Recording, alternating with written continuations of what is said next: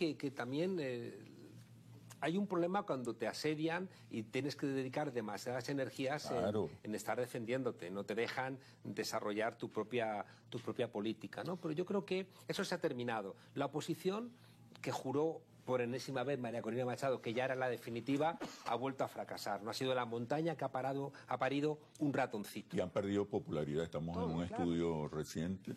Y la pérdida de popularidad o de respaldo. ¿Pero cómo van a tener respaldo si cuando ellos están diciendo que al pueblo se echa a las calles a poco menos que prender fuego al país, vemos a Juan Guaidó jugando al pádel?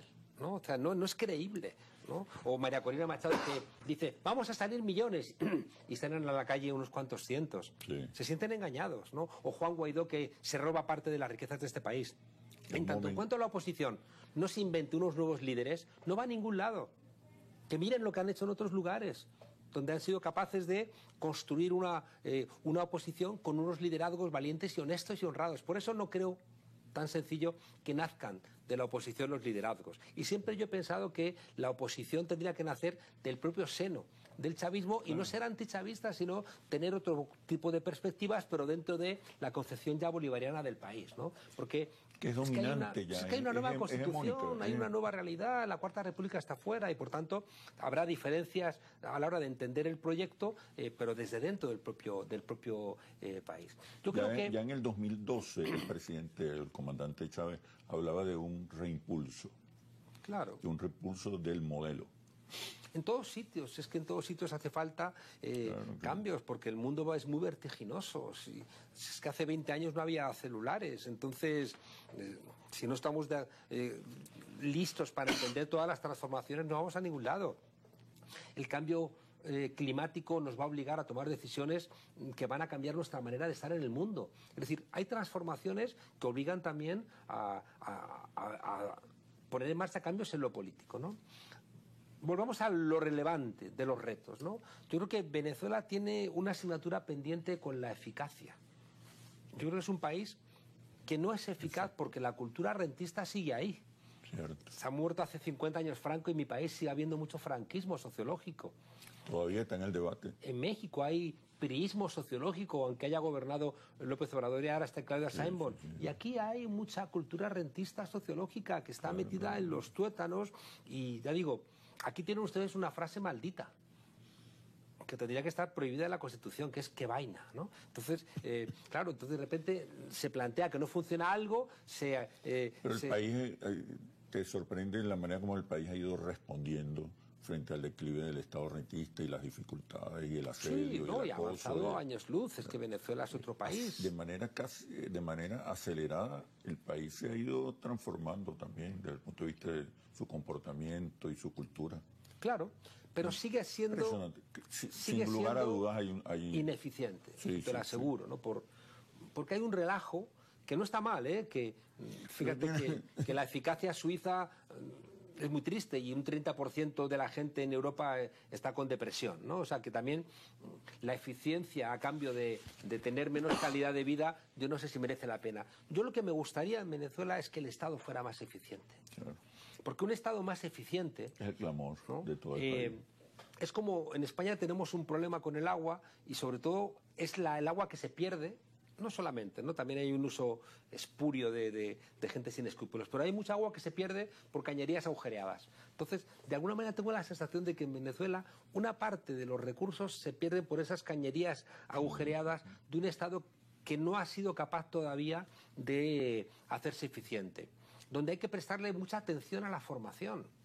Es decir, aquí la universidad tendría que haber servido también para formar a servidores públicos, con concepción de ser servidores públicos, buenos directores de empresas públicas. Es un proyecto que en su día el presidente Chávez impulsó y que después lo frenó Manu Militari Giordani cuando volvió a ser ministro de Planificación, ¿no? Pero la formación es muy relevante y que la gente sepa que tiene que trabajar a lo mejor menos horas, pero las menos horas que trabaje las trabaje de manera más eficiente. No puede ocurrir lo que pasaba también en la Unión Soviética, yo hago como que te pago y tú haces como que trabajas, ¿no? Entonces, no. Yo creo que hay que intentar pagar buenos sueldos y la gente ser corresponsable, porque si no hay una suerte de ausencia moral. O sea, la gente que no hace su trabajo, pues está siendo estúpida porque está disparándose en el propio pie. Yo creo que, como te decía antes, este país tiene unas potencialidades enormes. La idea del bloque histórico ha juntado a un sector empresarial que está dispuesto a jugársela por su país, sectores del ejército comprometidos con su país junto con la policía, sectores de la sociedad civil también comprometidos, una oposición que tiene que cambiar para apoyar a ese bloque histórico desde unas posiciones críticas. Señores de la oposición, yo no me canso de decirlo, nos ofrecemos gratuitamente a asesorarles, por favor, para que salgan de esa espiral que no les lleva a ustedes a ningún lado y que perjudican a su país. Oposición venezolana, solamente han servido ustedes para que les roben Citgo, para que les roben el oro, para confrontar. Dejen de confrontar, porque no ayuda a mejorar este país. Cuando, en cambio, una oposición parlamentaria bien formada que genere nuevas ideas, la gente no es tonta. Y la gente va a decir, pues lo que dice ese líder de la oposición es sensato. Y lo que está diciendo este líder chavista a mí no me gusta. Y ahí vas construyendo esa posibilidad. Pero si lo único que estás planteando es que haya una invasión y Uribe habla en tu nombre y dice que hay que generar una guerra en este país y ustedes se extrañan de que luego no les voten. No, es una maldita locura, ya digo. Yo creo que, por lo que yo he visto también del presidente Nicolás Maduro, su tranquilidad, ¿no?, de haber pasado un trago donde estaban implicadas las élites mundiales. Es que el intento de que... Y la mayoría reconoce esa épica personal del presidente Maduro. Fíjate, algo que se está hablando poco, ¿no? Lo de las actas. Es decir, que luego no bastaba con que el Tribunal Supremo dijera que había ganado Nicolás Maduro, sino que había líderes, incluido a veces, creo que equivocadamente, Gustavo Petro, Lula, diciendo que presenten las actas. Y había que decirles, ¿no os dais cuenta? ¿Por qué se contaminan del...? Bueno, pues porque tienen una presión interna muy fuerte, porque tienen gobiernos muy débiles. Tienen gobiernos muy débiles y luego también porque a veces resistir las críticas pues requiere mucha perseverancia. Un tema importante. Pero déjame terminar esta idea que es muy importante antes de que me cuentes esto. Si se hubieran presentado en su momento las actas, hubiera habido una guerra de actas. Entonces, la oposición hubiera sacado otras inventadas otra vez, ¿no? Como con la inteligencia artificial, que te presentan un video con una mentira y el video real. ¿Y cuál es el real? Entonces, no se hubiera podido juramentar Nicolás Maduro.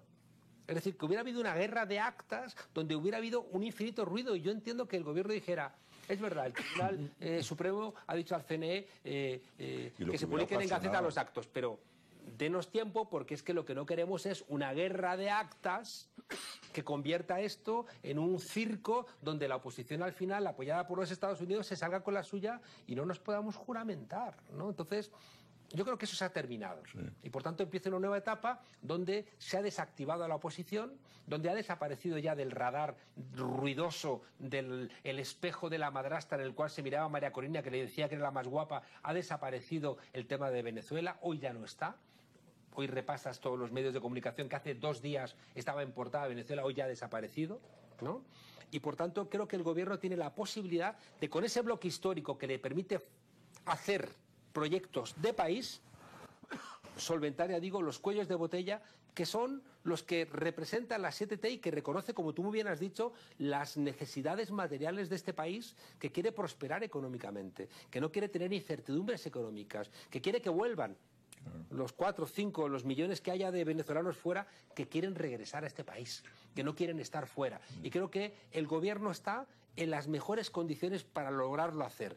Si encima se terminan las malditas sanciones por una condición pragmática de Donald Trump, yo creo que Venezuela va a ser el país por excelencia, junto con México, que logre que actúe de bisagra entre ese viejo mundo que no se termina de marchar, de la hegemonía norteamericana y estadounidense, y ese nuevo mundo que no termina de llegar, y lo mejor del viejo mundo hay que llevarlo al nuevo mundo: la libertad de expresión, los derechos individuales, la autorización política, el respeto al pensamiento propio, la libertad de culto, todas esas cosas que hemos construido. Quien tiene que llevarlas al nuevo mundo va a ser América Latina. Y dentro de América Latina, creo que tanto México como Venezuela son los dos países que pueden hacer esa bisagra. Bueno, muchísimas gracias, Juan Carlos Monedero, por este interesante análisis estructural. Muchísimas gracias. Espero verte muy pronto. Seguro. Por acá.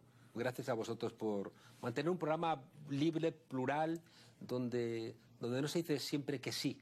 Y creo que esa mirada crítica es la que en tiempos de crisis puede explicar las cosas. Bueno, en eso estamos. Nos vemos en un próximo análisis situacional por Globovisión, periodismo libre, independiente, responsable y veraz. Hasta pronto.